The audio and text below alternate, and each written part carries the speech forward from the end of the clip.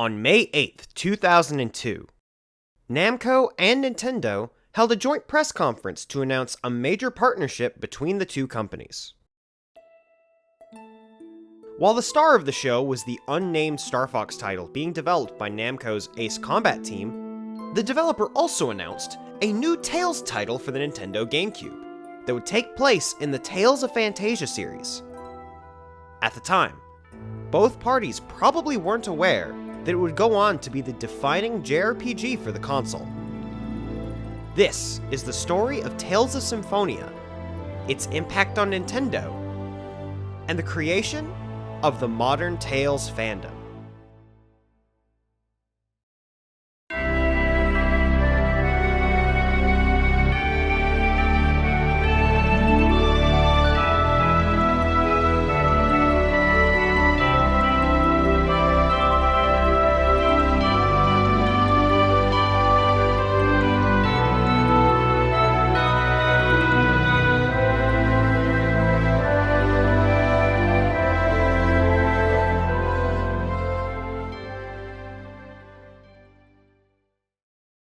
To help explain why Tales of Symphonia was so important to Nintendo, we have to look back to the Nintendo 64. It's well known at this point that Squaresoft jumped ship to the PlayStation during this time, and popularized the JRPG genre worldwide with games like Final Fantasy VII, Xenogears, and Chrono Cross. With Final Fantasy VII's success, every other RPG developer realized they had to compete on Square's level, with games featuring lengthy FMVs and multiple discs worth of content. All this meant Nintendo was left out with their cartridge-based media that couldn't even hold half the content of a standard PlayStation JRPG. By the end of the Nintendo 64's lifecycle, the system only saw the release of a handful of JRPGs, and most of them of dubious quality. At the time, Nintendo seemed pretty disinterested with the genre as a whole. The company's then president, Hiroshi Yamauchi, infamously stated in a 1999 interview that RPGs were for depressed gamers who like to sit alone in their dark rooms and play slow games. Yamauchi was also bitter that Square left Nintendo for Sony at the start of the generation, with Square's Hiroshi Kawai reminiscing that Yamauchi had told them at the time, "If you're leaving us, never come back." All those feelings of animosity towards RPGs and Square seem to have softened by 2002, however, when Nintendo announced partnerships with Namco and Squaresoft to create exclusive RPGs for the GameCube. While Squaresoft would go on to create cult classic Final Fantasy Crystal Chronicles, Namco was ready to take players to a fragmented Asalia and reveal the origins behind the world seen in Tales of Fantasia. When Tales of Symphonia was announced in 2002, the game had already been in development for 2 years. According to Namco, the team on Tales of Symphonia was the same that worked on Tales of Eternia, while the team that worked on Tales of Destiny just released the follow-up in the form of Tales of Destiny 2 that year. These two teams were essentially the start of the Team Symphonia and Team Destiny divisions that worked on 3D and 2D titles respectively. Despite this, both teams shared the same essential staff, such as Eiji Kikuchi serving as general director, Makoto Yoshizumi as producer, and Motoi Sakuraba as composer on both teams' titles. For Tales of Symphonia specifically, Namco brought in Yoshito Higuchi as main director on the title. His previous work was as a designer on Tekken Tag Tournament and Soul Calibur. Takumi Miyajima, a writer who would later be known for his work on Fate Zero and Symphogear, was tapped to pen the script. Finally, Kosuke Fujishima was back as main character designer for the first time since Fantasia. The big question at this point, though, is why the GameCube? Team Destiny was already developing for the PS2, and it would be just as easy to develop the first 3D Tales title for Sony's platform. The easy answer is that Namco and Nintendo agreed to a deal, but what did the development staff have to say about it? In an interview with Nintendo Power, producer Makoto Yoshizumi stated that they had felt the hardware was extremely well suited for RPGs because it had short access times and an intuitive controller design. Speaking to IGN, Now Higo, Tales of Symphonia's localization producer, said Namco really wanted to give GameCube owners a chance to experience a really solid RPG, which they haven't been able to do up until now. The game follows a young man named Lloyd Irving and his friends Genus Sage and Colette Brunel. At the start, it's revealed that the world's mana is fading, and Colette, the chosen one, must go on a journey of world regeneration to save the planet. Colette, Lloyd, and Genus, along with Rain Sage, Genus' older sister, and Kratos Orion, a traveling mercenary, join together to visit the 5 shrines necessary to bring mana back to the world. Of course, it wouldn't be a Tales game without a mid-game twist and the presence of 2 opposing worlds. It's revealed early on that Silverant, Lloyd's planet, is competing for mana with Tetheala, a sister planet, and that both send chosen ones on the journey of regeneration to swap mana between the two in an endless cycle of growth and recession. After learning this, Lloyd and friends embark on a journey to end the cycle and join the 2 worlds into one. Tales of Symphonia wasn't just a straightforward narrative like its predecessors though, as it featured an affinity system where player choices could affect the plot's outcome in major and minor ways. The most drastic example is the death of a character if the player makes the wrong choices throughout their playthrough.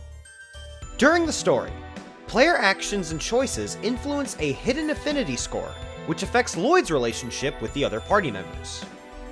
Key scenes are altered, and different skits are unlocked depending on each character's individual affinity score, thus incentivizing multiple playthroughs to see them all.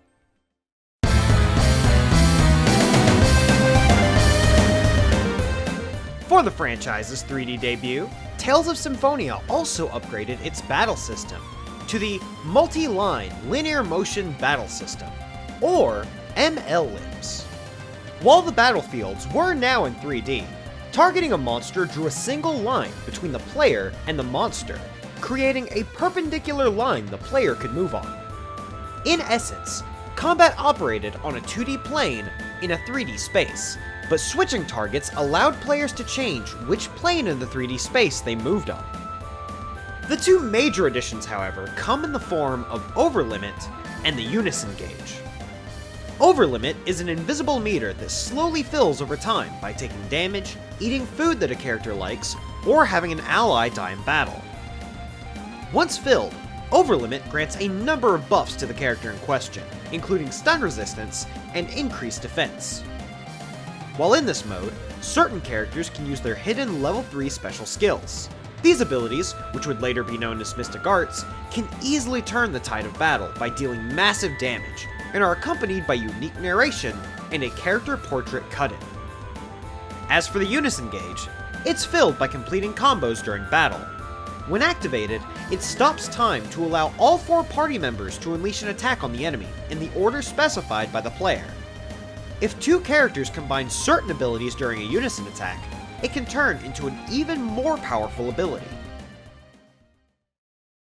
Outside of combat, Tales of Symphonia introduced a number of new features to the franchise as well. The biggest was the elimination of random battles, as enemies would now show up on the field. Symphonia also introduced costumes to the series. This would be the precursor to the character customization that would be heavily featured in later entries. Of particular note to Western Tales fans, Tales of Symphonia was the first entry to have its skits localized. Unfortunately, these skits were still not voiced. In an interview with Planet GameCube, localization producer Higo said they decided not to voice the skits so that they could hit their planned North American release date. On August 29, 2003, Namco released Tales of Symphonia for the GameCube in Japan. To commemorate the release, Nintendo released a special Symphonic Green GameCube, featuring Lloyd's portrait on the lid, which came bundled with a copy of the game, a Game Boy player, and a disc containing various art assets. But Symphonia's marketing wouldn't stop there. While the Tales series was no stranger to manga and light novel adaptations, Tales of Symphonia marked the first time that Namco went on a full marketing push right at launch, with manga, light novel, and other cross-media tie-ins hitting shelves alongside the game. From there, Tales of Symphonia would continue to receive multiple manga and light novel adaptations, as well as a full anime OVA series. For its North American release, Namco wasn't going to let Tales of Symphonia be some minor affair. The company spent a year translating the script, which was estimated over 500,000 words, and hiring professional voice talent to provide the 7 hours of voice dialogue. For said talent, Scott Menville, known for his role as Robin in Teen Titans, voiced Lloyd. How can we go on a quest to regenerate the world if we can't even save the people standing right in front of us? Heather Hogan, known later for her role as Shiki in The World Ends With You, voiced Colette. Oh, he's lighter than I thought. I can carry him myself. Colleen O'Shaughnessy, known for her role as Sora in Digimon, voiced Genus. Oh, stupid Lloyd! And rounding out the voice talent was Jennifer Hale, Tara Strong, and Crispin Freeman, who had previously made a name for themselves in popular works such as the Powerpuff Girls and Metal Gear Solid. Releasing nearly a year later on July 13th, 2004, Tales of Symphonia finally hit North America. The game received immediate critical acclaim in the West for the first time in the series' life. IGN, giving it an 8.5 out of 10, said, "Tales of Symphonia has a broad appeal, and its excellent art style and score tie the whole adventure together." GameSpot, giving it an 8.8 out of 10, said, "Fans of Japanese role-playing games will take to its style and the depth of its battle system, and those curious about the genre, and who loathe the idea of turn-based battles and scads of random encounters, will appreciate the quick fighting pace." In what is a bigger deal than you might think, Tales of Symphonia was also the first game in the series to release in Europe. It launched a few months after the North American release on November 19th, 2004. Eurogamer, giving it a 9 out of 10, lamented the fact that Europe had been passed over for previous entries, but said Tales of Symphonia is arguably the finest example ever made of the traditional Japanese RPG, and that it deserves an audience far in excess of merely the hardcore JRPG fans who will undoubtedly snap it up with glee. Commercially, Tales of Symphonia was a hit. Namco announced that it sold over 100,000 units in its first 2 weeks on sale in North America. It would eventually go on to sell almost 1 million units worldwide.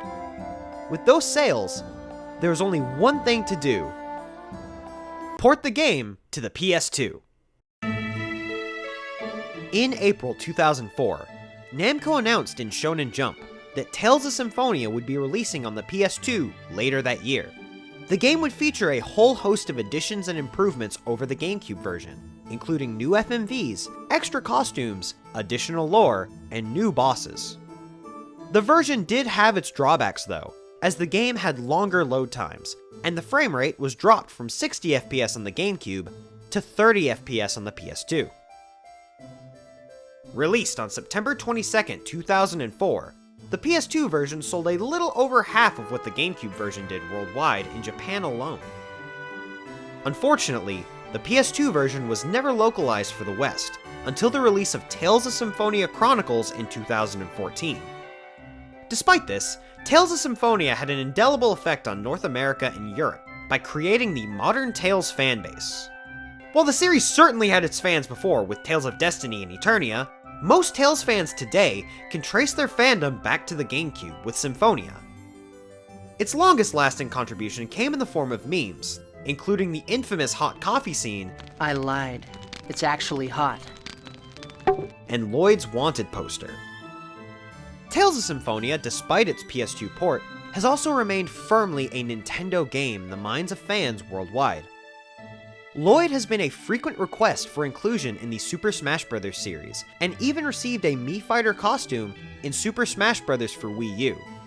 Lloyd was also a playable character in the Nintendo Wii exclusive Soul Calibur Legends. Lloyd has remained a poster boy for Nintendo as much as he has for the Tales franchise. After the success of Tales of Symphonia, Namco and Tales Studio were riding high. the series was healthier than ever, and they had finally had a foothold in the Western market. What better way to capitalize on this than by releasing 2 drastically different Tales games in 1 year on a console that the Western fanbase wasn't established on? What could possibly go wrong?